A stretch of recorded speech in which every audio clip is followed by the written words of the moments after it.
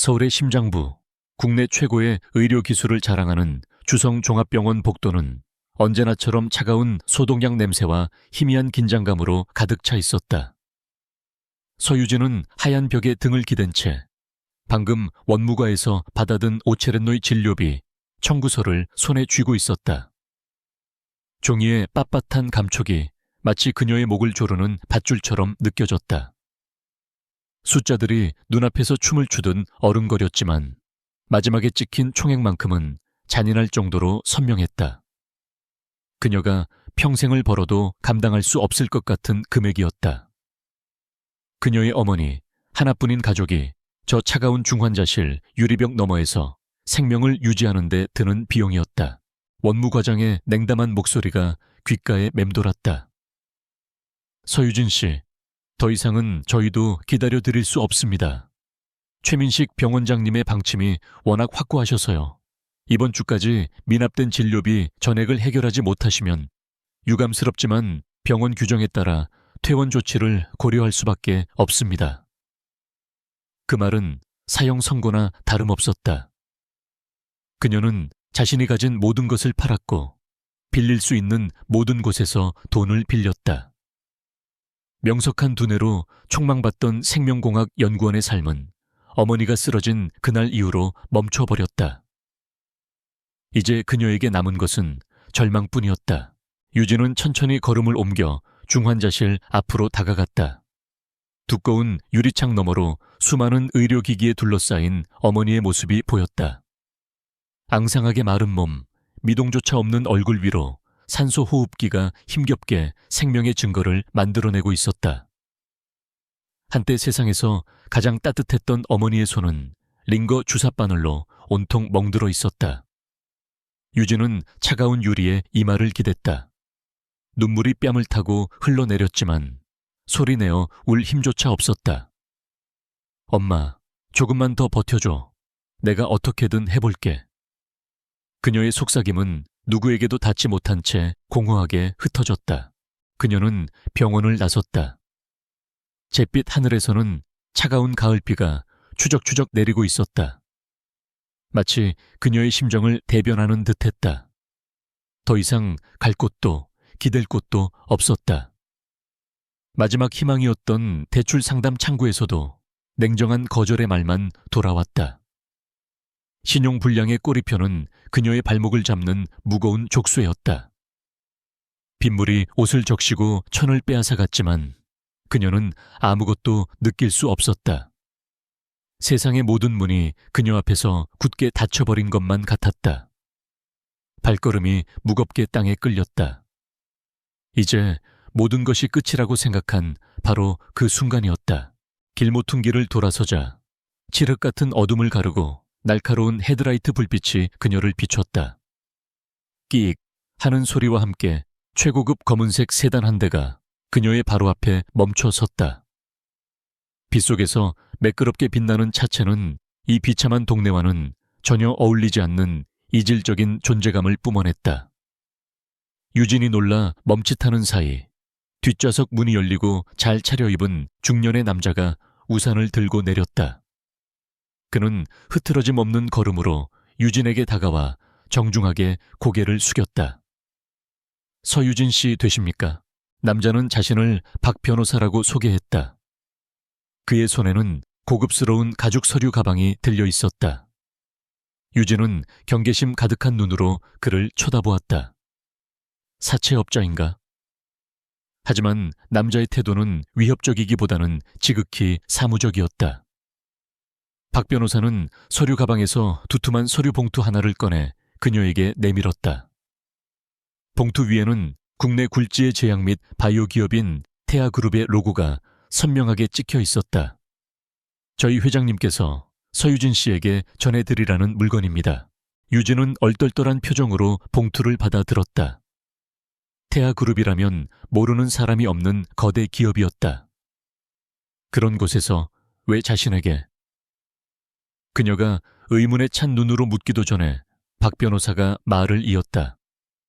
자세한 내용은 안에 있는 서류를 확인해 보시면 됩니다.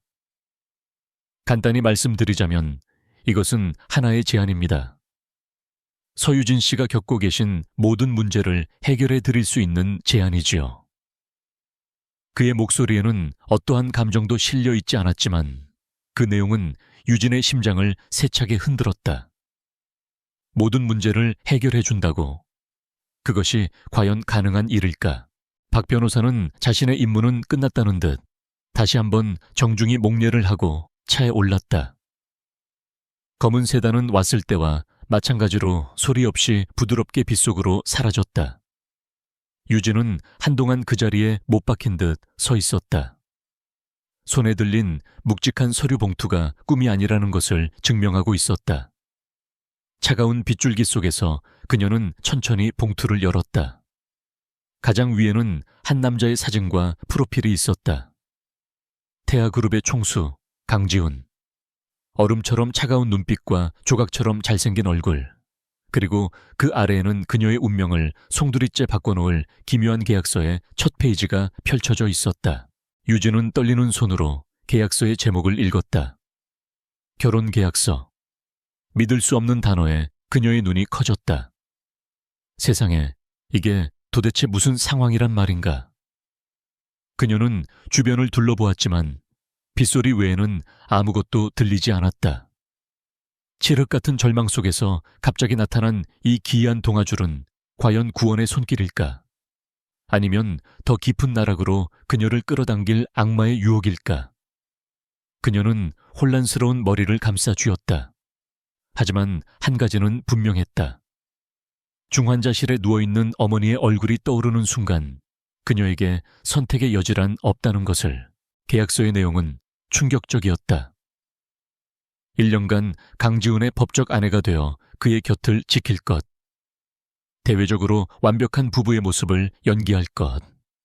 계약 기간 동안 그의 사생활에 일절 간섭하지 않을 것. 수많은 조항들이 빼곡하게 적혀 있었고 그 대가로 제시된 조건은 그녀의 상상을 초월했다.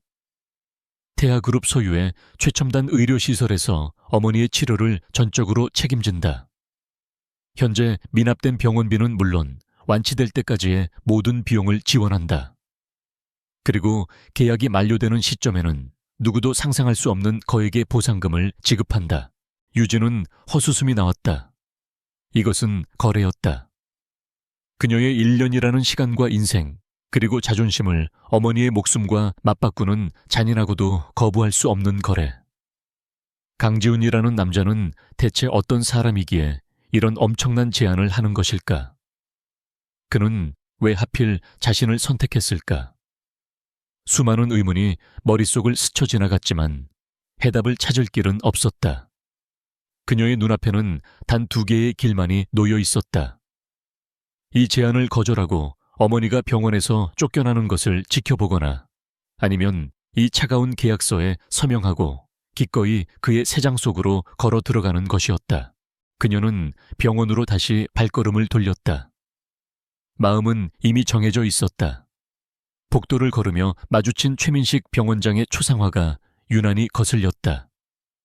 탐욕과 위선으로 가득 찬 그의 얼굴을 보며 유진은 입술을 깨물었다. 언젠가 반드시 당신을 무너뜨리고 말겠어. 아버지의 억울함도, 어머니의 고통도, 내가 겪고 있는 이 모든 수모도 전부 되돌려주겠어. 그녀의 눈빛에 절망 대신 차가운 분노와 결의가 서리기 시작했다. 이것은 단순한 희생이 아니었다. 복수를 위한 기회이기도 했다. 중환자실 앞에 다시 선 유진은 유리창 너머에 어머니를 바라보았다. 엄마, 나 조금 멀리, 조금 다른 세상에 다녀올게. 엄마가 다시 웃는 모습을 볼 수만 있다면 난 뭐든지 할 수 있어. 지옥이라도 기꺼이 갈게. 그녀는 손에 든 계약서를 꽉 움켜쥐었다. 더 이상 망설임은 없었다. 다음 날 아침, 유진은 박 변호사에게 전화를 걸어 자신의 결정을 전했다. 그녀의 목소리는 밤새 내린 비처럼 차갑고 단단했다. 제안을 받아들이겠습니다. 언제, 어디로 가면 되죠? 수화기 너머로 들려오는 짧은 대답과 함께 서유진의 운명의 톱니바퀴가 거대하게 움직이기 시작했다. 며칠 후 유진은 약속된 장소인 최고급 호텔의 스위트룸으로 향했다. 거대한 문 앞에서 심호흡을 했다. 이 문을 여는 순간 과거의 서유진은 죽는다. 이제 그녀는 태하그룹의 안주인 강지훈의 아내라는 역할을 연기해야 했다. 문이 열리고 방 안에는 창가에 서서 도시의 야경을 내려다보는 한 남자의 뒷모습이 보였다. 넓은 어깨와 완벽한 슈트핏. 그가 천천히 돌아섰을 때 유진은 잠시 숨을 멈췄다. 사진보다 훨씬 더 압도적인 존재감. 얼음장 같은 그의 눈이 무심하게 그녀를 훑었다. 그의 입술이 열리고 낮고 서늘한 목소리가 방 안의 공기를 갈랐다. 서유진 씨, 계약 내용을 숙지하고 왔을 거라 믿소꺼. 그것이 그들의 첫 만남이었다. 강지훈, 대한민국 재계에서 그의 이름은 곧 권력이자 냉철함의 동의어였다. 서유진은 눈앞의 남자를 마주하며 그 소문이 결코 과장이 아님을 온몸으로 실감했다. 그는 감정이라고는 존재하지 않는 조각상처럼 완벽한 얼굴로 유진을 바라보고 있었다. 그의 시선은 날카로운 메스처럼 그녀의 머리부터 발끝까지를 훑고 지나갔다. 그 안에는 어떤 동정이나 연민도 담겨 있지 않았다. 오직 이 거래의 가치를 평가하는 듯한 차가운 계산만이 번뜩일 뿐이었다. 유진은 본능적으로 주먹을 꽉 쥐었다. 위축되지 않기 위해, 이 거대한 존재감 앞에서 초라한 자신을 들키지 않기 위해 안간힘을 썼다. 앉지. 그의 목소리는 명령에 가까웠다. 유진은 뻣뻣하게 굳은 몸을 이끌어 그가 가리키는 소파에 앉았다. 최고급 가죽 소파는 구름처럼 푹신했지만 그녀에게는 가시방석이나 다름없었다. 강지훈은 그녀의 맞은편에 앉아 긴 다리를 꼬았다. 그의 자세는 흐트러짐 하나 없이 우아했지만 동시에 상대를 압도하는 위압감을 풍겼다. 그는 테이블 위에 놓인 계약서를 턱으로 가리켰다. 읽어봤을 테니 긴 설명은 생략하지. 내가 원하는 건 간단해. 앞으로 1년 넌 내 아내 역할을 하게 될 거다. 대외적으로는 누구보다 완벽하고 사랑스러운 아내, 태하그룹의 안주인으로서의 역할을 말이야. 그의 설명은 지극히 사무적이었다. 마치 새로운 사업 프로젝트를 브리핑하는 것 같았다. 이유를 궁금해할 필요는 없어. 그저 내 역할에만 충실하면 돼. 공식 석상에서는 내 옆을 지키고 언론 앞에서는 행복한 모습을 연기하고 내 사생활에는 절대 간섭하지 않는다. 이 3가지만 지키면 돼. 그는 말을 잠시 끊고 유진의 반응을 살폈다. 유진은 입술을 굳게 다문 채 그의 눈을 똑바로 응시했다. 여기서 무너지면 모든 것을 잃는다는 것을 알았다. 그녀의 그런 눈빛이 흥미롭다는 듯 그의 입가에 희미하고 냉소적인 미소가 스쳐 지나갔다. 물론 그에 대한 보상은 확실해. 계약서에 명시된 대로 네 어머니는 오늘부로 태하 바이오메디컬 센터에 VIP 병동으로 옮겨질 거다. 세계 최고 수준의 의료진이 24시간 전담해서 치료할 거고 아직 상용화되지 않은 신약까지 모두 투입될 거야. 살릴 수 있는 모든 방법을 동원해서 반드시 살려내지. 그의 목소리에는 절대적인 자신감이 묻어 있었다. 그것은 돈과 권력을 가진 자만이 부릴 수 있는 오만함이었지만 지금 유진에게는 유일한 희망의 빛이기도 했다. 어머니를 살릴 수만 있다면 악마에게 영혼이라도 팔 수 있었다. 유진은 마른 입술을 핥았다. 떨리는 목소리를 가다듬고 최대한 침착하게 입을 열었다. 궁금한 점이 있습니다.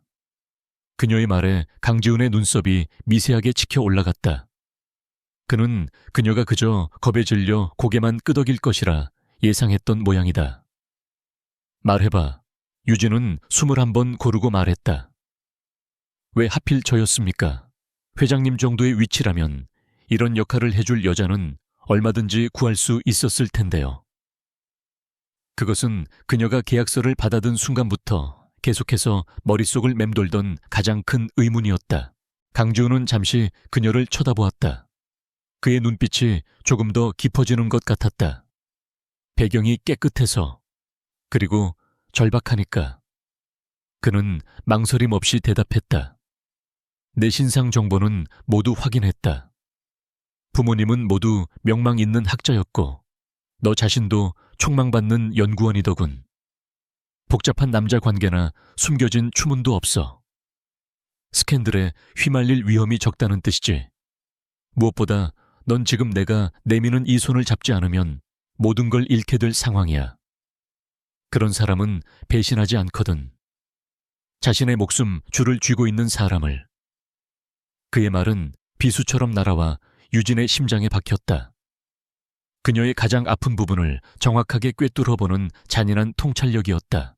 그는 몸을 앞으로 숙이며 말을 이었다. 그의 존재감이 한층 더 가깝게 다가왔다. 현재 태아그룹은 중요한 시기를 맞고 있어. 특히 대양제약의 최민식 회장이 끊임없이 우리를 위협하고 있지. 그는 내 약점을 찾아내 어떻게든 나를 끌어내리려 하고 있어. 이런 때일수록 나는 대외적으로 안정적인 모습을 보여줄 필요가 있어. 가정적으로 완벽한 남자라는 이미지는 주주들에게 신뢰를 주거든. 넌 그 이미지를 완성하기 위한 가장 중요한 퍼즐 조각이야. 최민식, 그 이름이 나오자 유진의 심장이 차갑게 식었다. 그녀의 아버지를 죽음으로 내몰고 어머니를 병들게 한 원수.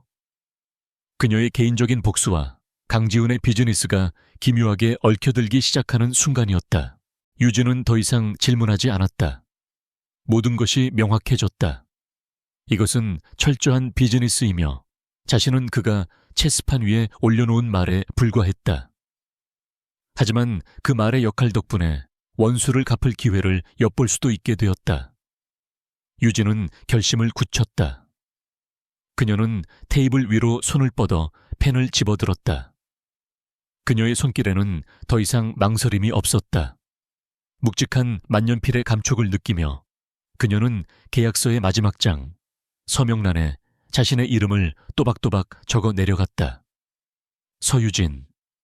세 글자를 쓰는 짧은 순간 그녀의 과거가 먼지처럼 흩어지는 것 같았다. 서명이 끝나자마자 강지훈은 기다렸다는 듯 박 변호사를 불렀다. 순식간에 방 안의 분위기가 바뀌었다. 박 변호사와 비서로 보이는 여자가 들어와 일사천리로 움직이기 시작했다. 사모님, 앞으로의 일정에 대해 설명해 드리겠습니다. 당장 오늘부터 회장님 댁으로 거처를 옮기셔야 합니다. 의상과 필요한 물품들은 저희가 모두 준비해 두었습니다. 비서는 태블릿 PC를 내밀며 빼곡한 스케줄을 보여주었다. 마치 잘 짜인 각본처럼 모든 것이 준비되어 있었다. 유진은 자신이 거대한 연극의 주인공으로 캐스팅된 기분이었다. 강지훈은 자리에서 일어나며 유진에게 파일 하나를 건넸다. 내 어머니는 30분 전에 태아 메디컬 센터로 이송 절차를 시작했다. 이건 관련 서류와 담당 의료진의 프로필이야. 그의 신속하고 정확한 일처리에 유진은 할 말을 잃었다. 그녀가 계약서에 서명하기도 전에 그는 이미 움직이고 있었던 것이다. 그는 모든 것을 예측하고 통제하고 있었다. 유진은 파일을 받아들었다. 그 안에는 어머니가 최상의 환경에서 치료받게 될 것이라는 증거들이 가득했다. 그녀는 그제야 안도의 한숨을 내쉬었다. 거래는 성립되었고 그녀는 가장 중요한 것을 얻었다.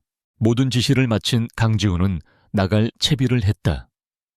스위트룸을 떠나기 전 그는 잠시 걸음을 멈추고 유진을 돌아보았다.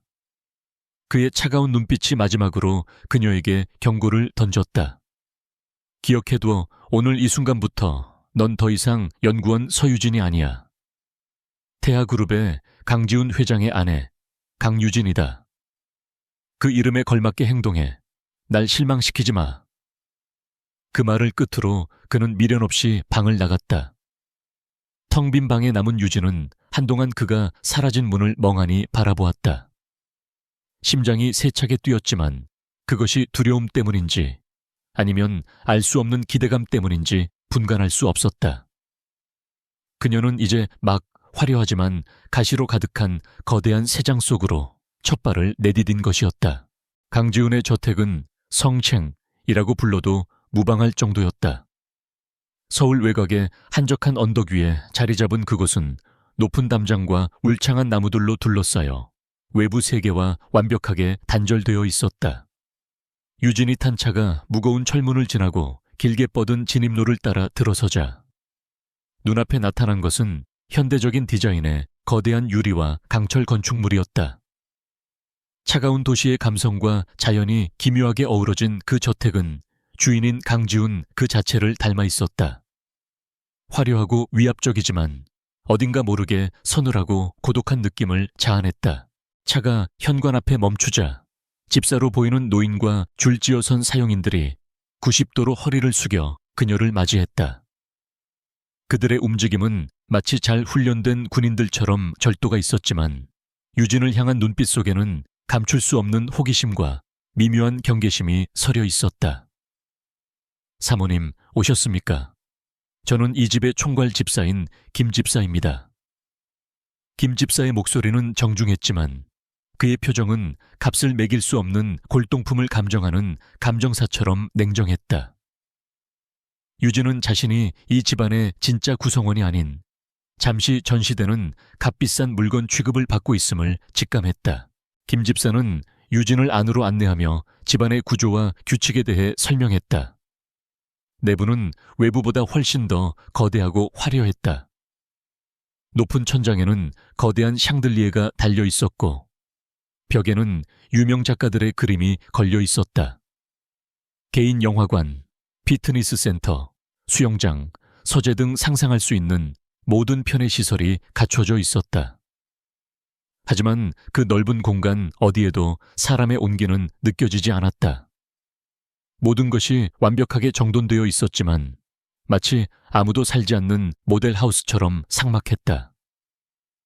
유진에게 배정된 방은 웬만한 호텔의 스위트룸보다 더 넓고 호화로웠다. 거대한 통유리창 밖으로 아름다운 정원이 보였지만 그녀에게는 그저 화려한 감옥의 창살처럼 보일 뿐이었다. 그날 저녁 유진은 강지훈과 함께 저택에 온 후 첫 식사를 했다. 수십 명은 앉을 수 있을 법한 긴 식탁의 양끝에 두 사람은 멀찍이 떨어져 앉았다. 완벽하게 차려진 코스 요리가 순서대로 나왔지만 음식의 맛을 거의 느낄 수 없었다. 식탁 위에는 오직 식기가 부딪히는 소리만이 간간히 울릴 뿐 어색한 침묵이 무겁게 공간을 짓눌렀다. 강지훈은 식사 중에도 태블릿 PC에서 눈을 떼지 않았다.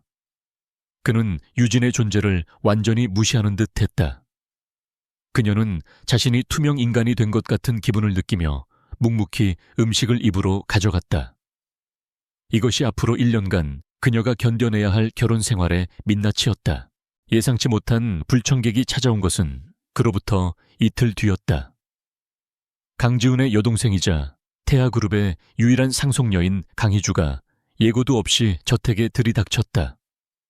그녀는 머리부터 발끝까지 명품으로 치장한 채 거만한 표정으로 유진을 위아래로 훑어보았다. 당신이 우리 오빠가 돈으로 사온 여자야. 희주의 첫 마디는 날카로운 독침이었다. 그녀는 유진의 배경에 대해 이미 모든 것을 알고 있다는 듯 비웃음을 흘렸다. 어머니 병원비 때문에 자신을 팔았다고 들었는데 생각보다 담담하네. 아니면 이런 호화로운 생활에 벌써 취해버린 건가? 유진은 피가 거꾸로 솟는 것 같은 모욕감을 느꼈지만 겉으로는 평정심을 잃지 않았다. 여기서 감정적으로 대응하는 것은 희주가 원하는 바일터였다. 유진은 희주의 눈을 똑바로 바라보며 옅은 미소를 지었다. 만나서 반가워요, 아가씨. 말씀이 조금 지나치시네요. 그녀의 차분한 반응에 희주는 오히려 당황한 기색을 보였다. 유진은 말을 이었다. 제가 어떤 이유로 이 자리에 있게 되었든 지금 저는 아가씨의 새언니예요. 앞으로 1년간은 그 사실이 변하지 않을 테니 서로 기본적인 예의는 지켰으면 좋겠네요. 그녀의 목소리는 부드러웠지만 그 안에는 단단한 심지가 박혀 있었다. 희주는 분하다는 듯 입술을 깨물었지만 더 이상 대꾸하지 못하고 씩씩거리며 돌아갔다. 그 모습을 멀리서 지켜보던 김 집사의 눈의 순간 흥미로운 빛이 스쳐 지나갔다.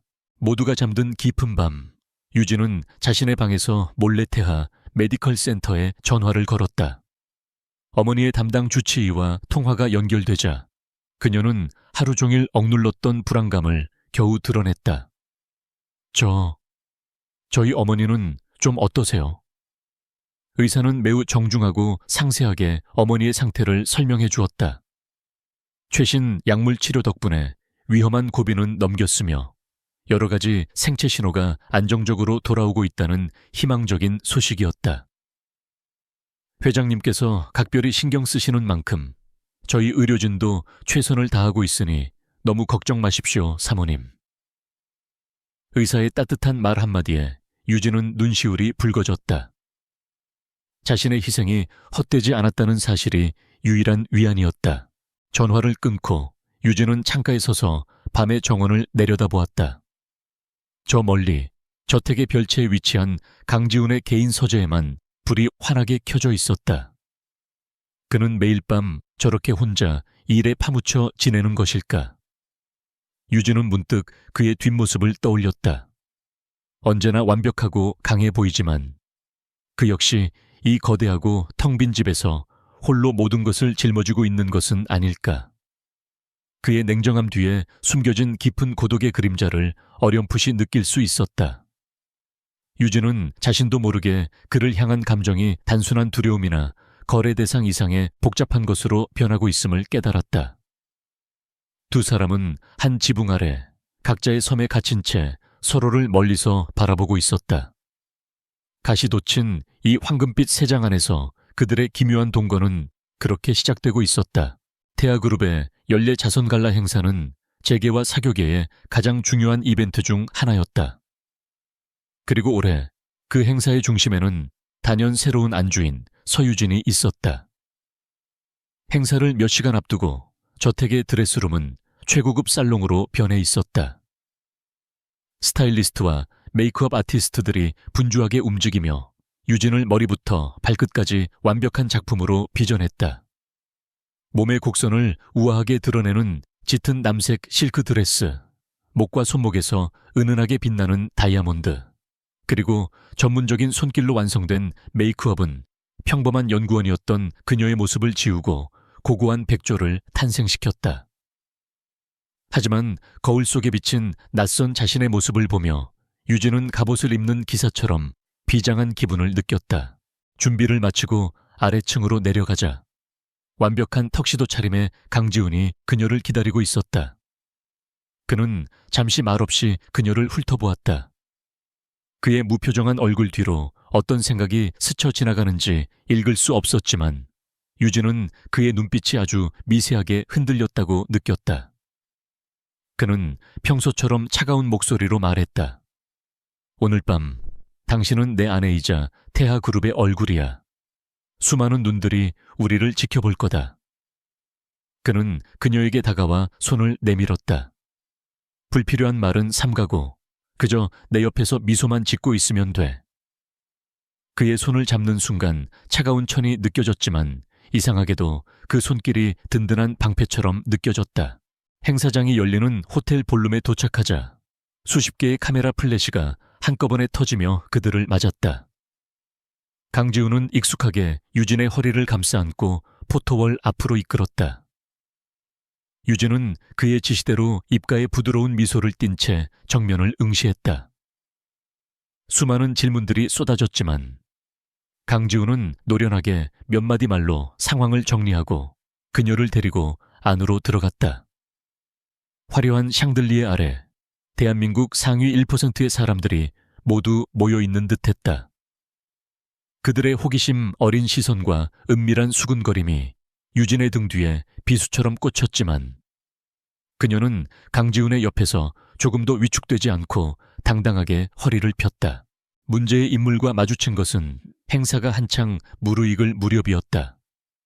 주성종합병원의 최민식 병원장이었다. 그는 특유의 기름진 미소를 지으며 강지훈에게 다가와 과장된 몸짓으로 아첨을 떨기 시작했다. 강 회장님, 이렇게 뵙게 되어 영광입니다. 태아그룹의 명성은 날이 갈수록 높아지는군요. 그의 시선이 자연스럽게 유진에게로 향했다. 유진을 알아본 그의 눈의 순간 경멸과 조롱의 빛이 스쳤다.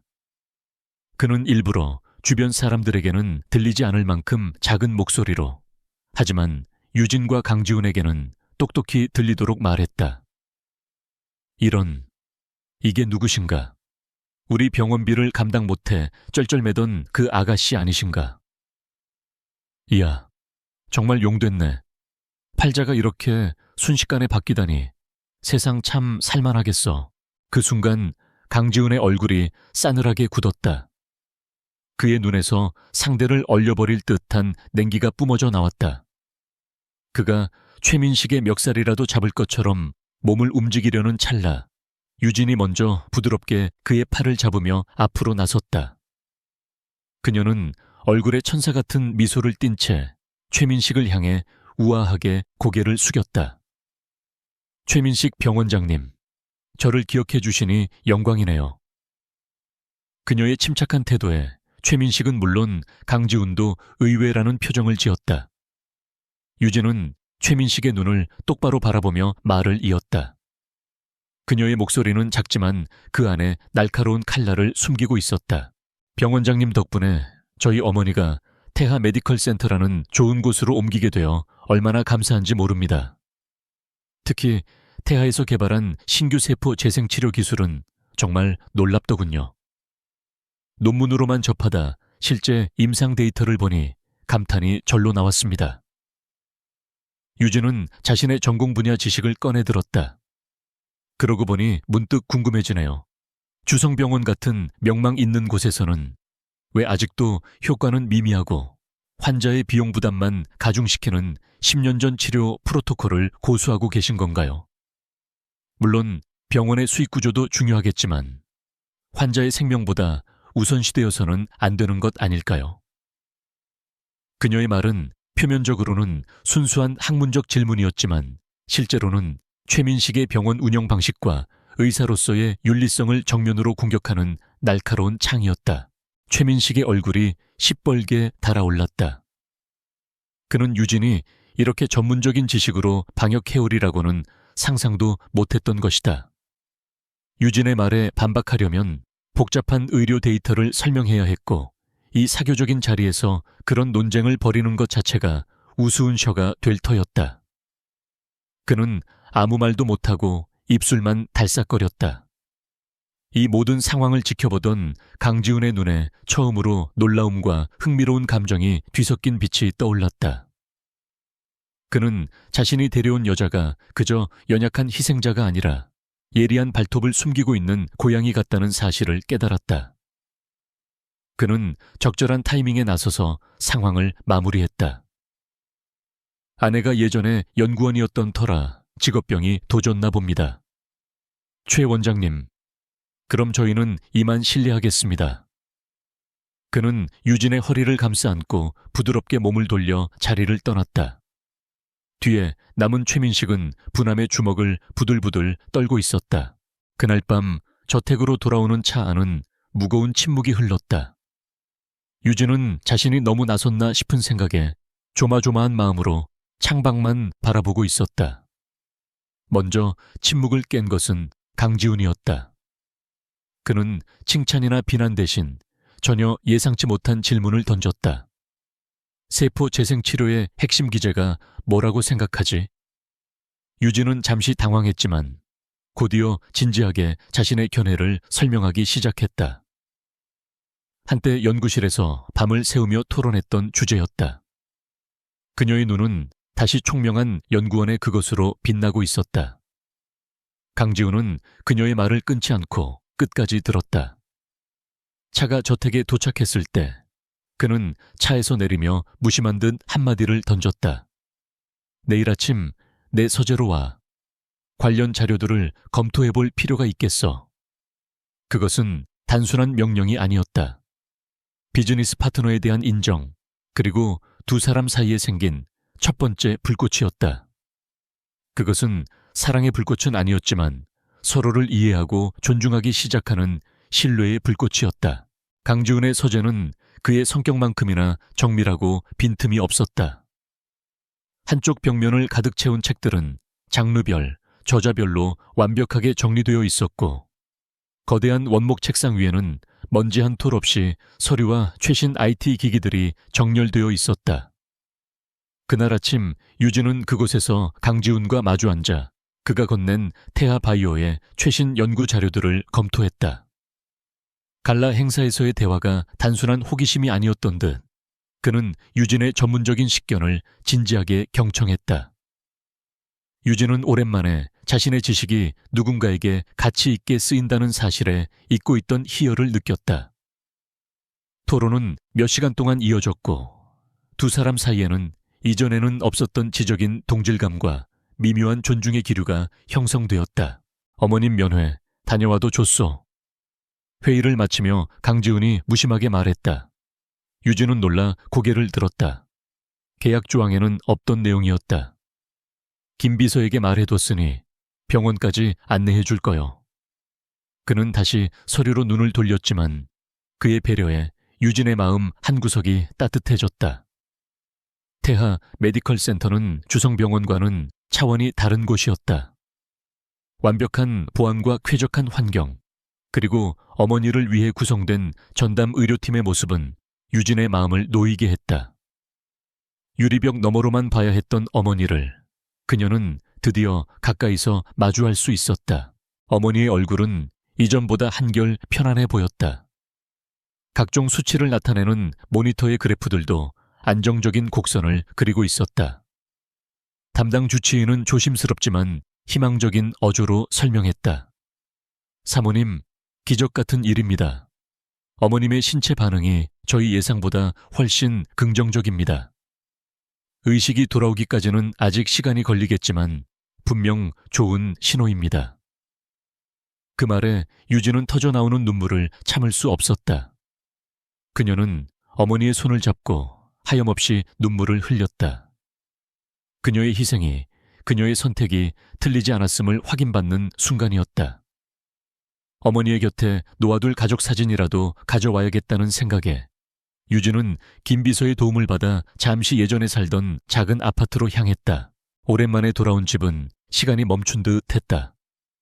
먼지가 희미하게 쌓여 있었지만 모든 물건이 그녀와 부모님의 행복했던 시절의 추억을 고스란히 간직하고 있었다. 앨범을 찾기 위해 아버지의 서재로 들어선 유진은 책상 위에 놓인 낡은 상자를 발견했다. 아버지가 돌아가시기 전까지 늘 보물처럼 아끼던 연구 자료들이 담긴 상자였다. 유진은 그리운 마음에 상자를 열어보았다.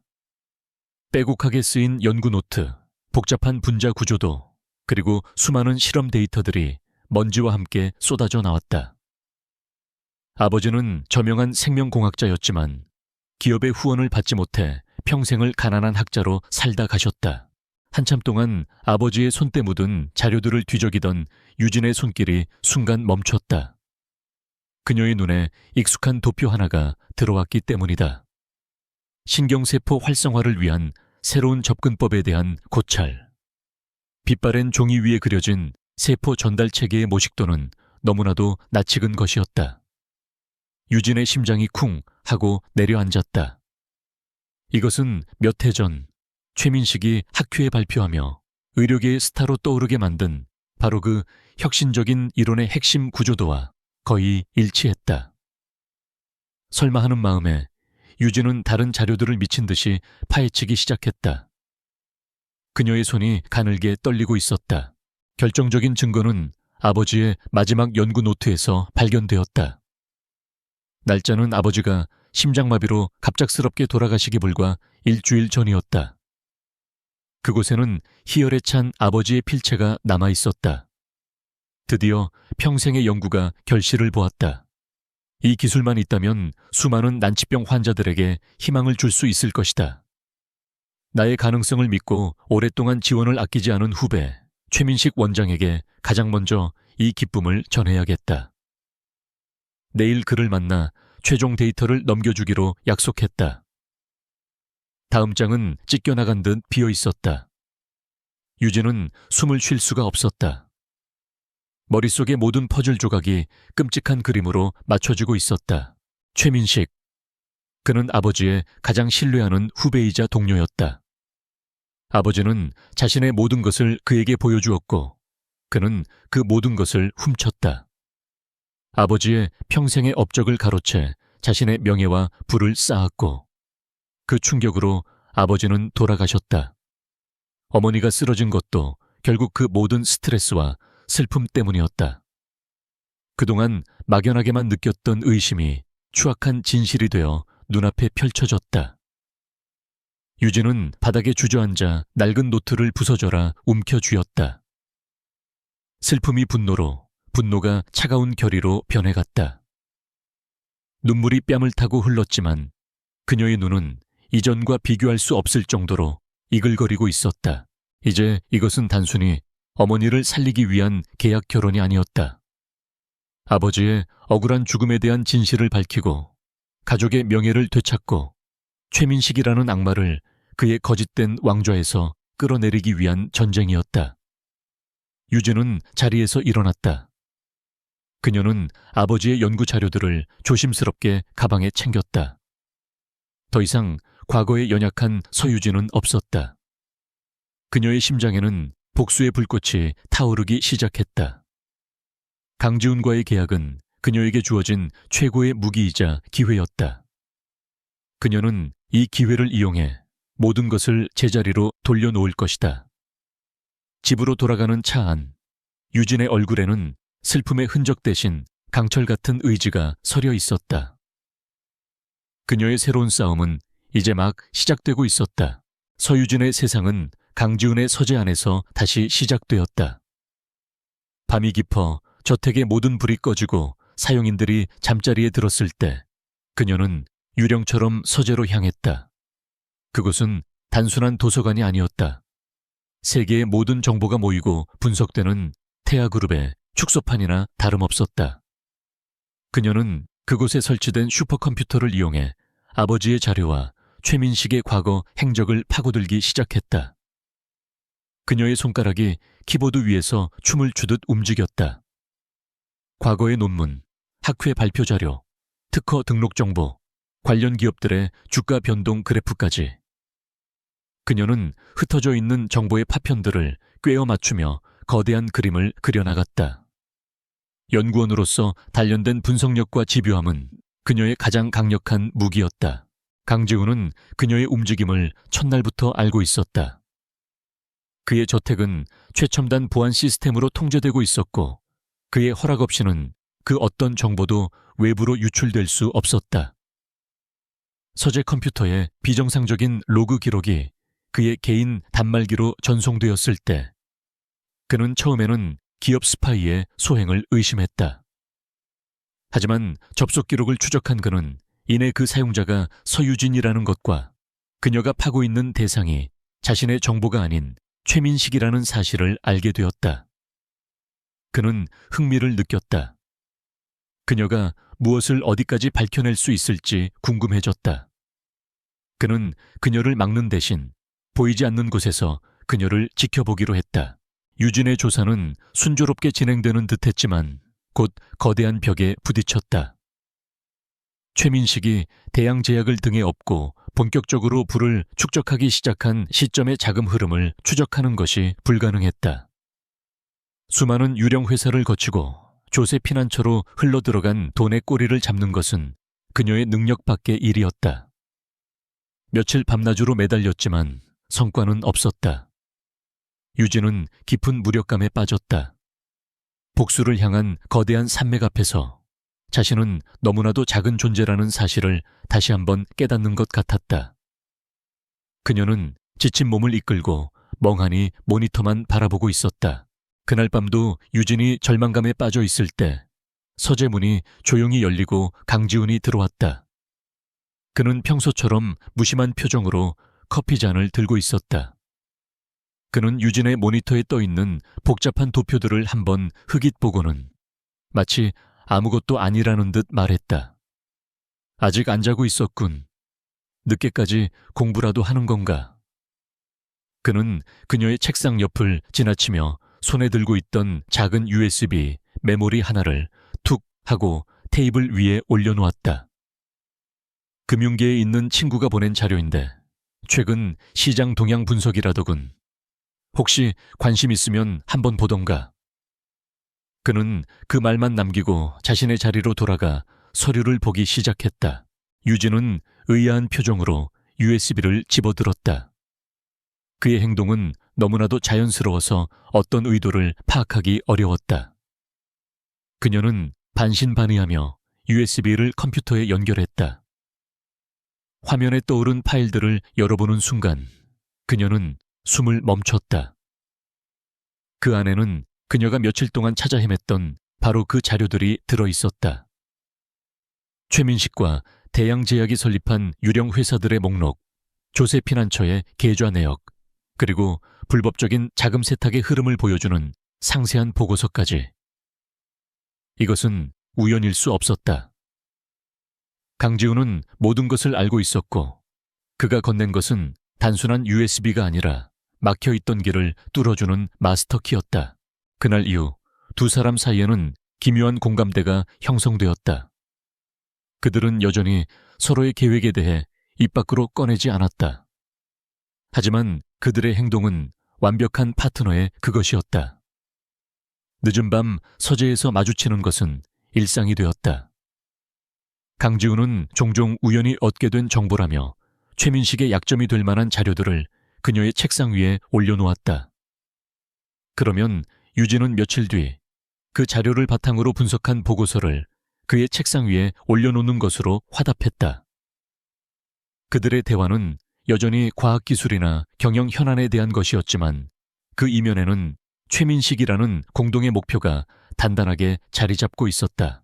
서로를 향한 감정의 벽도 조금씩 허물어지고 있었다. 밤샘 작업으로 지쳐 꾸벅꾸벅 조는 유진의 어깨에 그가 조용히 담요를 덮어주고 나가는 날도 있었고 끼니를 걸으며 일에 몰두하는 그를 위해 유진이 따뜻한 수프를 끓여 서재로 가져다주는 날도 있었다.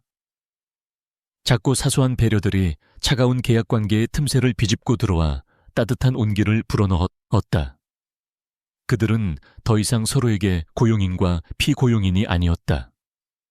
같은 전장을 향해 나아가는 동지이자 서로의 등을 지켜주는 유일한 아군이었다.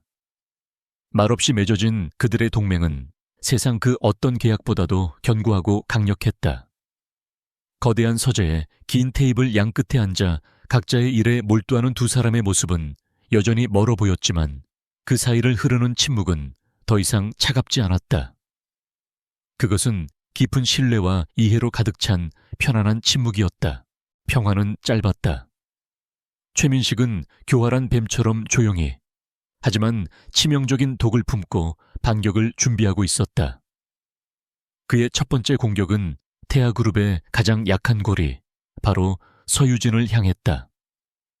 어느 날 아침 인터넷을 뜨겁게 달군 것은 한 연예 매체의 단독 보도 기사였다. 태아그룹 신데렐라의 두 얼굴, 병든 어머니를 담보로 한 충격적인 거래의 전말. 기사는 유진의 과거를 악의적으로 파헤치고 있었다. 가난한 집안 환경, 거액의 병원비, 그리고 강지훈과의 만남을 돈을 위한 매매혼으로 규정했다.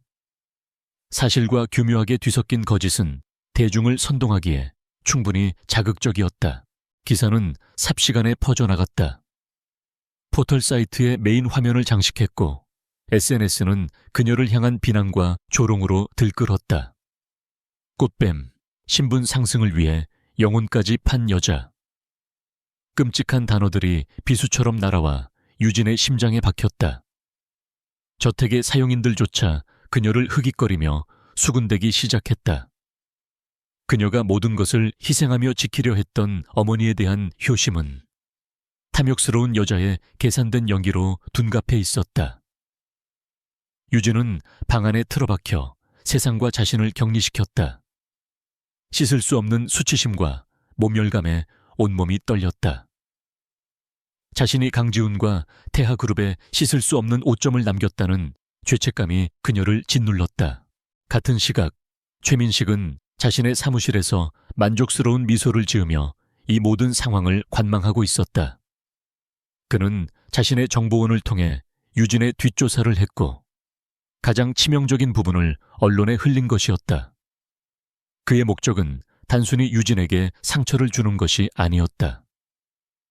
대외적으로 완벽한 가정을 꾸려 주주들의 신임을 얻으려던 강지훈의 계획에 흠집을 내는 것. 그것이 그의 진짜 노림수였다. 그리고 그의 예상대로 태아그룹은 흔들리기 시작했다. 스캔들이 터지자마자 주가가 소폭 하락했고 보수적인 이사진들 사이에서 불만의 목소리가 터져나왔다. 긴급 이사회가 소집되었다. 회의실의 공기는 살얼음판처럼 차가웠다. 강지훈의 숙부이자 태아그룹의 원로인 강만호 이사가 포문을 열었다. 지훈아, 이게 도대체 어떻게 된 일이냐? 어디서 근본도 모르는 애를 데려와서 집안 망신은 물론이고 회사 주가까지 떨어뜨려. 그의 질책에 다른 이사들도 동조하며 강지훈을 압박했다. 회장님의 사생활이 그룹 전체의 이미지를 실추시키고 있습니다. 당장 그 여자와의 관계를 정리하고 대국민 사과라도 해서 이 사태를 수습해야 합니다. 그들의 눈에는 유진은 그룹의 위기를 위해 언제든 벌일 수 있는 장기짝에 불과했다. 모든 비난의 화살을 맞으면서도 강지훈은 미동조차 하지 않았다. 그는 얼음처럼 차가운 눈으로 회의실을 둘러보았다. 그의 입이 열리자 소란스럽던 회의실에 정적이 흘렀다. 제 아내의 과거는 그룹의 경영 능력과는 아무런 상관이 없습니다. 그의 목소리는 낮았지만 강한 힘이 실려 있었다. 아픈 어머니를 위해 자신을 희생한 것이 추문이라면 저는 그런 추문을 기꺼이 감수하겠습니다. 혹시 여기 계신 분들 중에 부모에 대한 효심을 부끄럽게 여기는 분이 있다면 지금 당장 사표를 제출해도 좋습니다. 그의 단호한 태도에 이사들은 입을 다물었다. 강지훈은 여기서 멈추지 않았다. 그는 스크린에 최근 대양제약의 의심스러운 자금 흐름과 적대적 M&A 시도에 대한 자료를 띄웠다. 이 스캔들은 본질을 흐리기 위한 연막에 불과합니다. 진짜 적은 우리 내부에 있지 않습니다. 이사님들께서는 근거 없는 가십에 흔들릴 시간에 우리의 시장을 잠식하려는 저들의 공격에 어떻게 대응할지나 고민하시는 게 현명할 겁니다. 그의 날카로운 통찰력과 압도적인 카리스마 앞에 더 이상 아무도 감히 그의 결정에 이의를 제기하지 못했다. 그는 자신의 왕국을 완벽하게 통제하고 있었다. 그날 밤 강지훈은 지친 몸을 이끌고 저택으로 돌아왔다. 그는 서재에서 넋을 잃고 앉아있는 유진을 발견했다. 그녀는 그가 온 줄도 모른 채 창백한 얼굴로 허공을 응시하고 있었다. 그녀의 모습에 그의 마음 한구석이 날카롭게 아려왔다. 유진은 그의 기척을 느끼고 화들짝 놀라 자리에서 일어났다. 그녀는 고개를 숙인 채 떨리는 목소리로 말했다. 죄송해요. 저 때문에 모든 게 계약을 파기하셔도 좋아요. 제가 떠나는 게 맞아요. 그녀는 모든 것을 포기할 준비가 되어 있었다. 하지만 강지훈은 그녀의 예상과 다른 말을 했다. 그는 그녀에게 다가와 태블릿 PC 하나를 건넸다. 화면에는 태아그룹 법무팀 명의의 공식 보도자료가 떠 있었다. 허위사실, 유포 및 명예훼손에 대한 무관용 법적 대응 방침. 수십 개의 언론사를 상대로 전례 없는 규모의 소송을 제기한다는 내용이었다. 유진이 놀라 눈을 동그랗게 떴을 때 그가 그녀의 눈을 똑바로 바라보며 말했다. 그들은 타겟을 잘못 골랐어. 그의 목소리는 그 어느 때보다 진지했다. 그들은 당신이 나의 약점이라고 생각했겠지.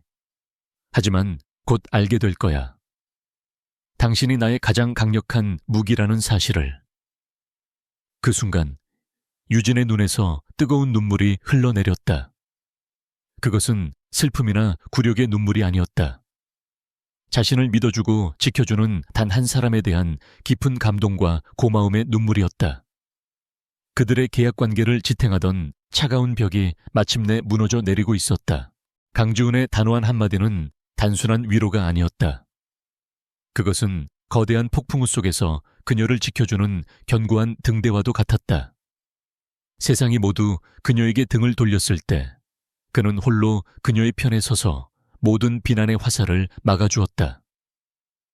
그날 밤 유진은 처음으로 강지훈이라는 남자의 차가운 가면 뒤에 숨겨진 진심을 보았다.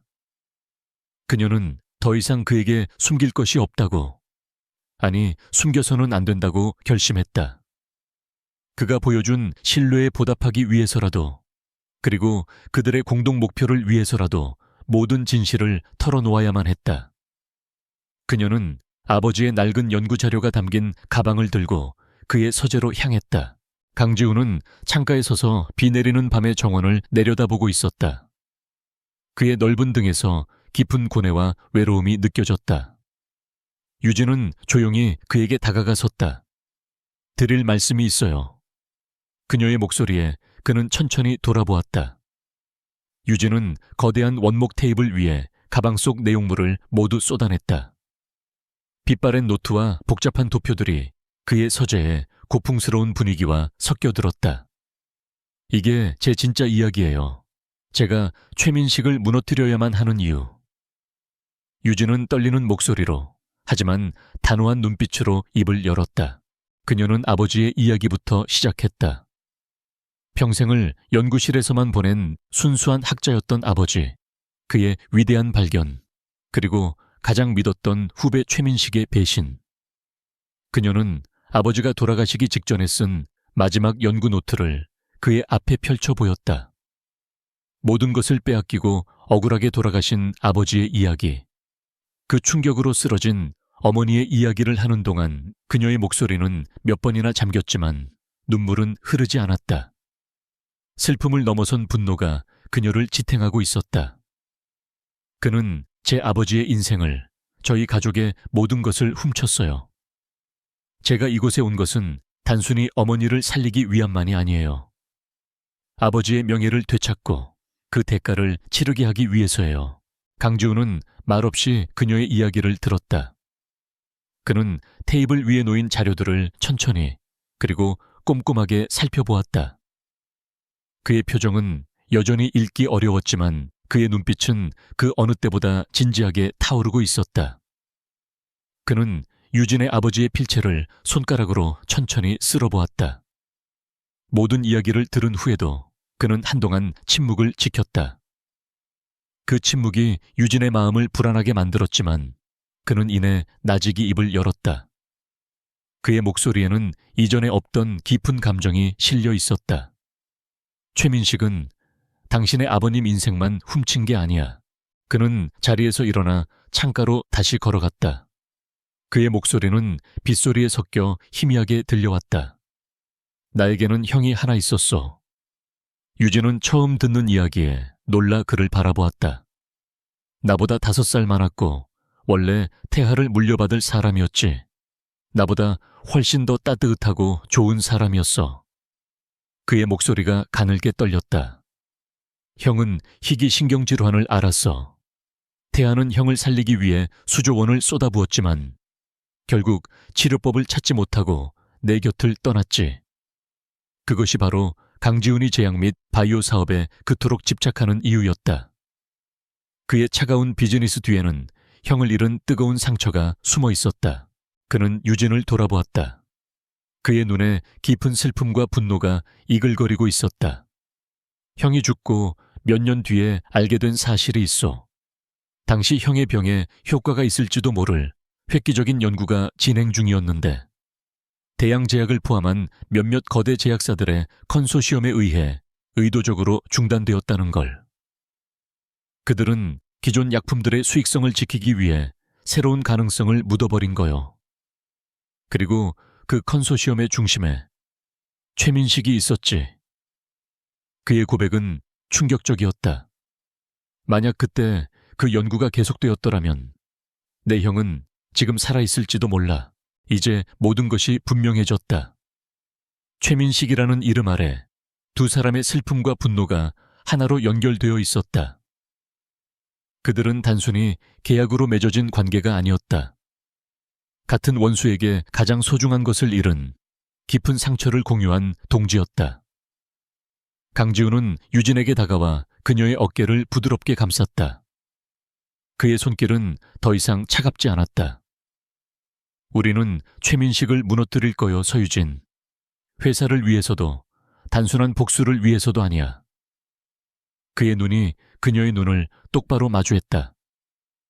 당신의 아버님을 위해, 그리고 내 형을 위해 우리가 함께하는 거요.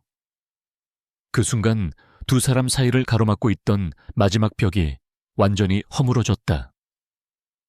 계약서의 차가운 조항들은 뜨거운 공감대 속으로 녹아 사라졌다.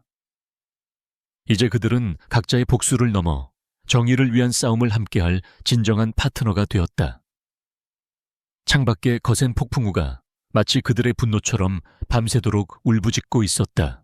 진실의 공유는 두 사람을 더욱 단단하게 묶었다.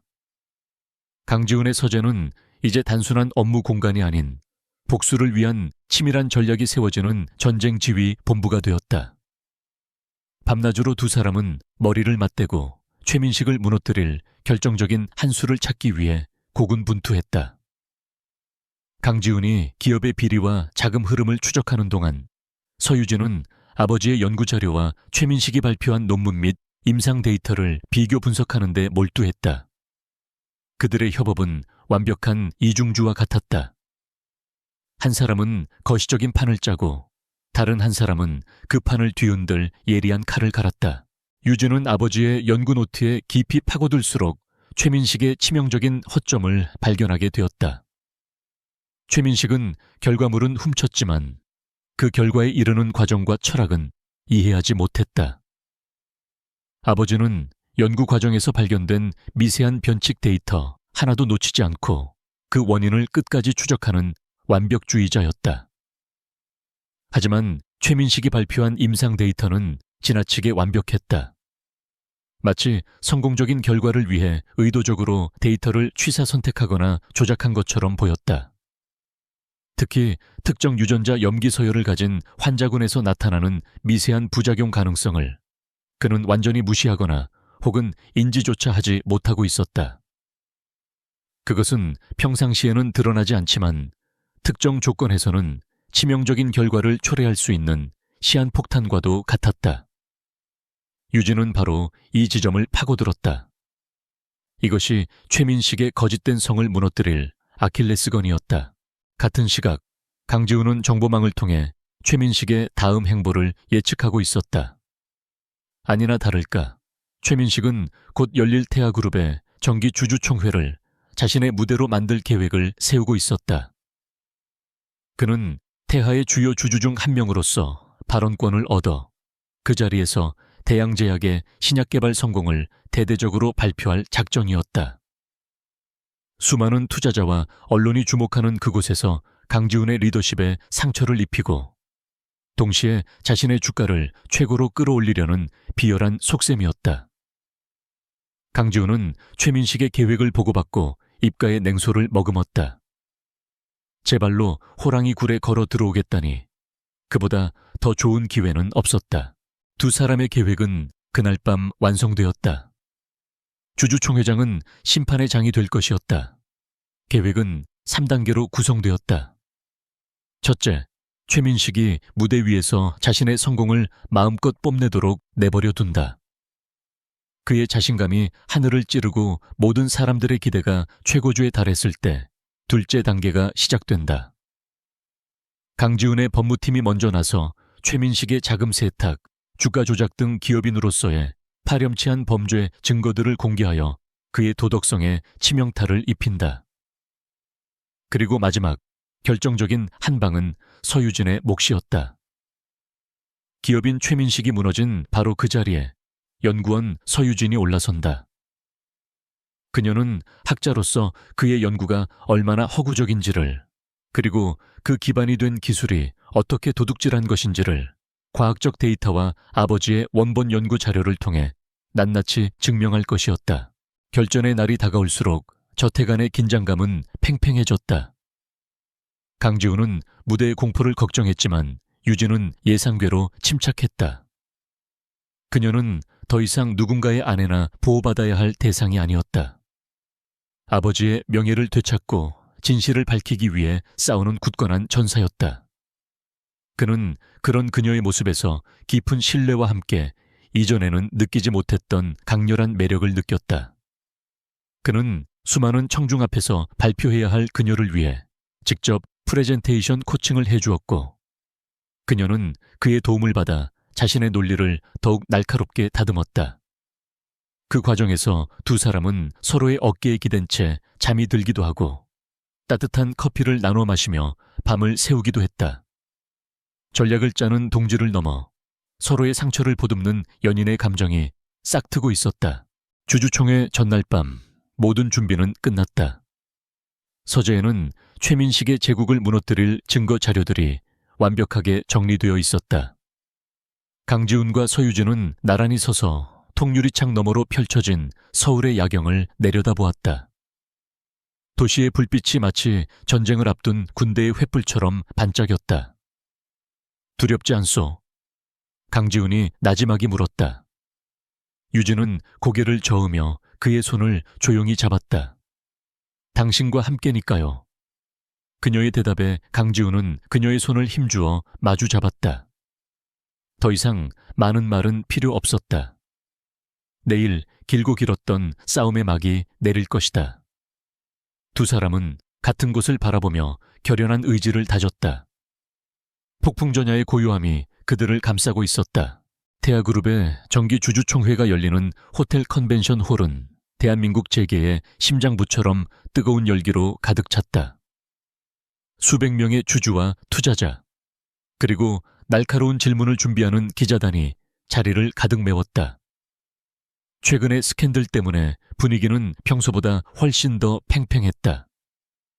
단상 위에 선 강지훈은 흔들림 없는 모습으로 의장석에 앉아 있었다. 그의 차분한 표정 뒤에 어떤 폭풍이 숨겨져 있는지 아는 사람은 서유진 단 한 명뿐이었다. 그녀는 귀빈석에서 조용히 무대를 지켜보며 마른 입술을 깨물었다. 강지훈의 연례보고가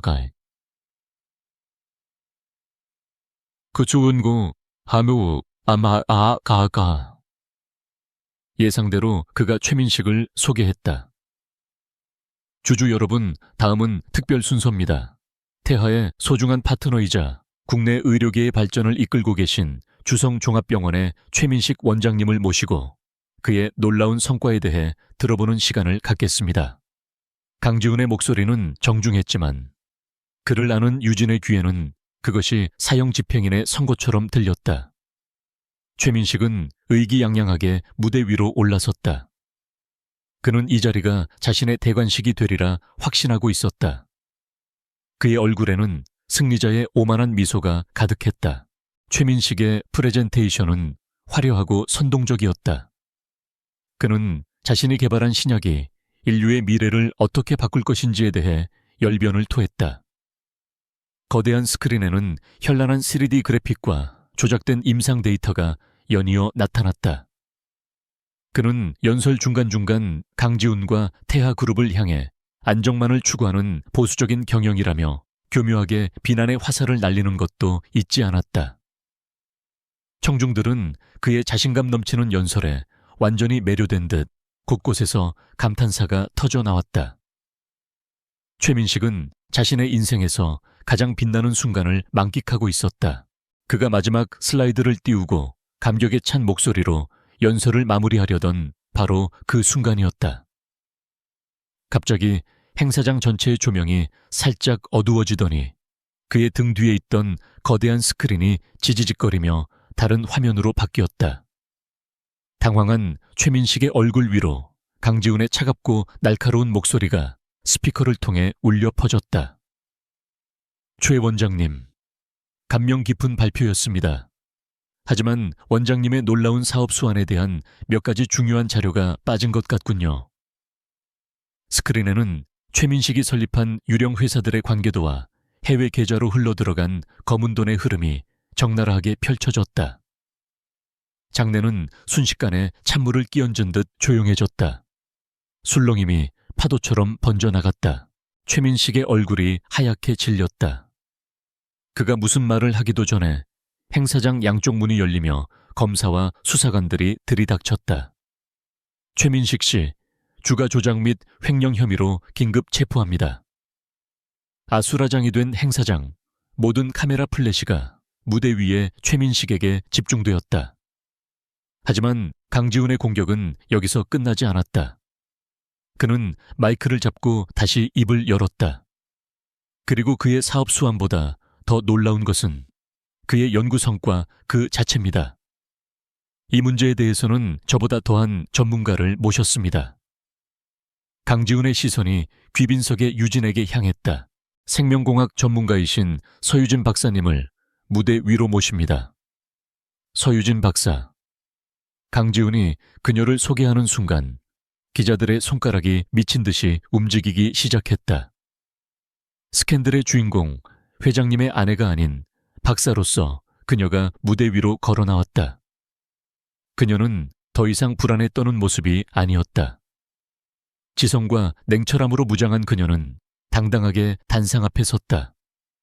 모든 소음이 멎고 장내의 모든 시선이 그녀에게 쏠렸다. 그녀는 침착한 목소리로 입을 열었다.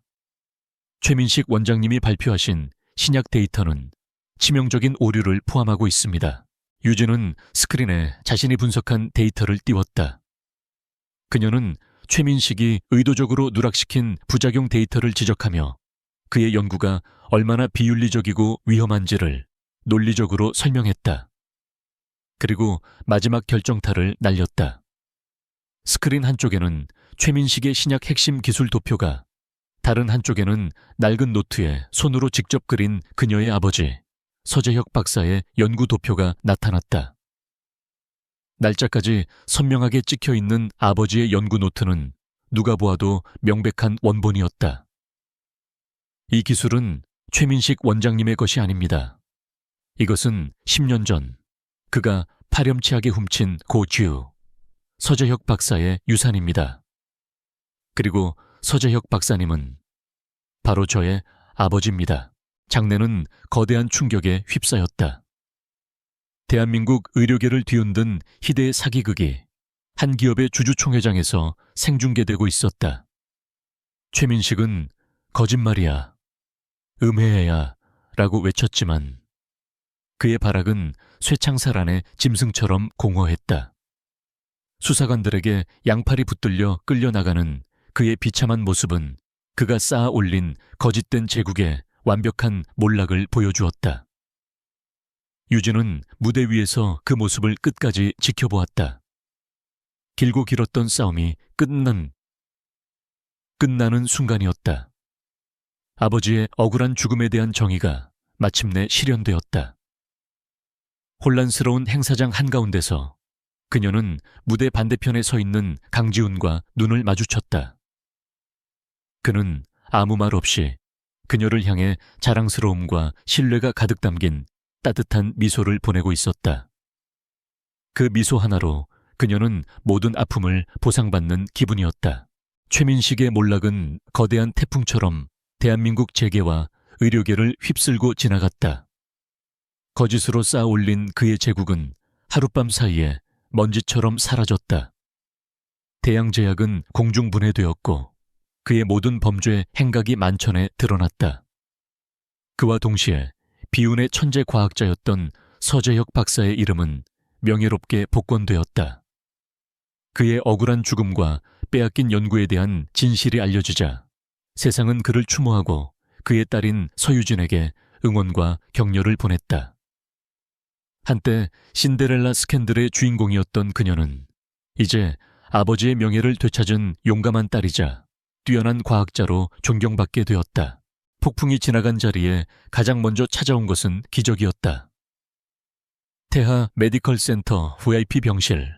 서유진은 몇 년 만에 처음으로 어머니와 눈을 맞추고 대화를 나누고 있었다. 어머니는 모든 기억을 되찾았고 기적적인 속도로 건강을 회복하고 있었다. 그녀는 딸의 손을 잡고 눈물을 흘렸다. 유진아, 미안하다. 그리고 고맙다. 이 못난 어미 때문에 네가 얼마나 고생을... 유진은 고개를 저으며 어머니를 끌어안았다. 아니야, 엄마. 괜찮아. 이제 다 괜찮아. 그녀의 희생은 가장 값진 결실을 맺었다. 며칠 뒤 병실을 찾아온 강지훈을 보며 어머니는 따뜻한 미소를 지었다. 그녀는 말없이 강지훈의 손을 잡아 유진의 손 위에 포개어 주었다. 그것은 세상 그 어떤 말보다도 진심이 담긴 축복이자 허락이었다. 모든 것이 제자리를 찾아가고 있었지만 두 사람 사이에는 아직 해결되지 않은 마지막 한 가지가 남아 있었다. 바로 1년 기한의 결혼 계약서였다. 어느덧 계약 만료일이 코앞으로 다가오고 있었다. 처음에는 차가운 감옥 같았던 거대한 저택은 이제 두 사람의 온기가 담긴 따뜻한 보금자리가 되어 있었다. 함께 밤을 새우던 서재, 나란히 앉아 식사하던 식탁, 말없이 서로의 지친 어깨를 다독여주던 소파. 그 모든 공간에 그들의 추억이 깃들어 있었다. 계약이 끝나면 이 모든 것을 뒤로하고 떠나야 한다는 사실이 두 사람의 마음을 무겁게 짓눌렀다. 강지훈은 초조했다. 세상 모든 것을 손에 쥔 그였지만 사랑 앞에서는 한없이 무력했다. 그는 이제 유진이 자신을 필요로 하지 않는다는 것을 알았다.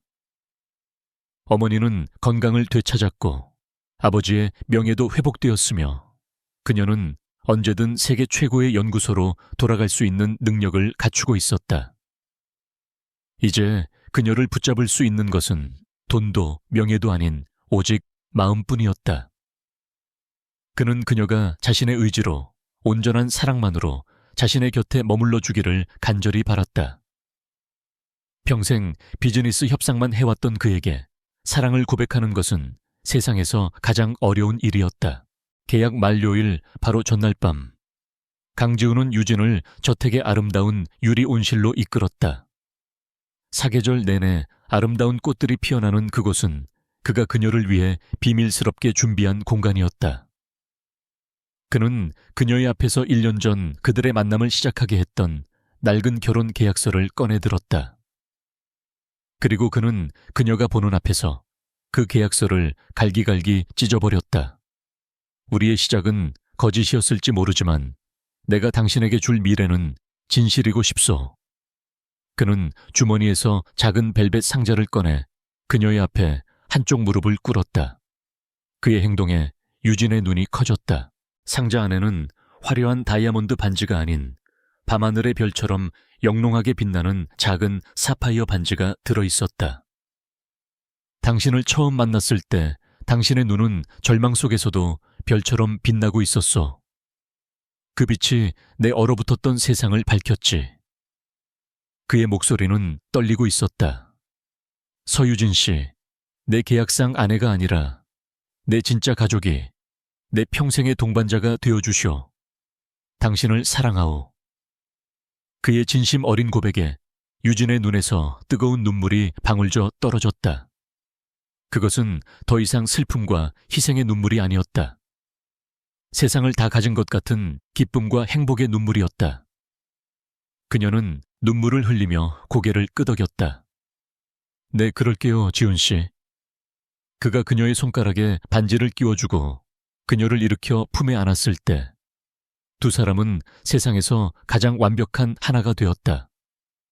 눈물로 얼룩졌던 그들의 사랑은 마침내 찬란한 꽃을 피워냈다.